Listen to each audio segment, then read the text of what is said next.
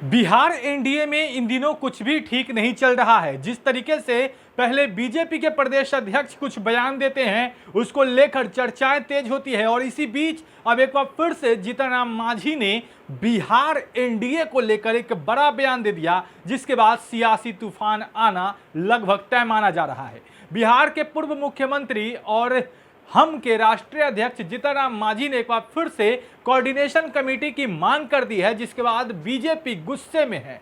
BJP के प्रवक्ता हैं प्रेमरंजन पटेल, उन्होंने क्या कुछ कहा, पहले आप सुनिए। सरकार बहुत ही बेहतर समन्वय के साथ चल रही है। भारतीय जनता पार्टी सबसे बड़ी पार्टी है, सेकेंड लार्जेस्ट पार्टी जदयू है। जदयू के नेतृत्व में सरकार चल रही है। समन्वय की जो बात कर रहे हैं वो कहीं ना कहीं भ्रम पैदा करना चाहते हैं। मुझे लगता है कि बेहतर समन्वय के साथ जब सरकार चल रही है तो इस प्रकार का भ्रम पैदा करने वाले लोग बेनकाब हो जाएंगे और किनारे हो जाएंगे।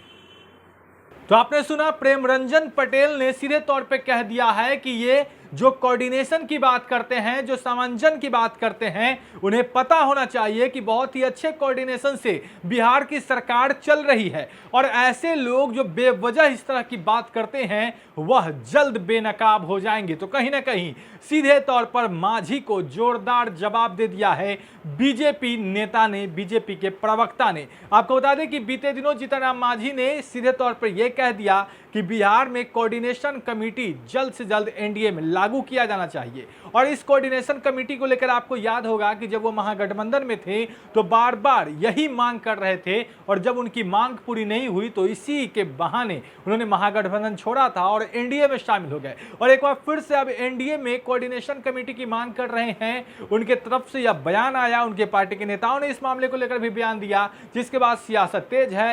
राजद तो सीधे तौर पर यह कह रहा है कि बिहार में एनडीए बहुत जल्द टूटने वाली है। अब ये कौन कौन पार्टी किधर जाएगी ये तो आने वाले वक्त में पता चलेगा, लेकिन जिस तरीके से विपक्ष ने इस मामले को लेकर बार बार सवाल उठाया है कि आखिर जीतन राम मांझी की मांग को बीजेपी कब पूरा करती है, ये देखने वाली बात होगी। तो लगातार जीतन राम मांझी अपने बयानों को लेकर सुर्खियों में हैं और इन दिनों जिस तरीके से लगातार एनडीए में अंतःकलह की स्थिति देखी जा रही है, डॉक्टर संजय जायसवाल के बयान के बाद सरकार असहज हो गई और उसके बाद बार बार जिस तरीके से वार पलटवार का दौर पक्ष विपक्ष सब तरफ से चल रहा है, तो ऐसे में यह कहना अतिशयोक्ति नहीं होगा कि बिहार एनडीए में सच में कुछ भी ठीक नहीं चल रहा है। हालांकि बीजेपी ने तो सीधे तौर पे कहा है कि सब कुछ ठीक है और सीधे तौर पर बेनकाब करने की बात भी कह दी है जो लोग बार बार कोऑर्डिनेशन की बात करते हैं। बड़े हेडलाइंस बिहार के साथ अगर आपने अब तक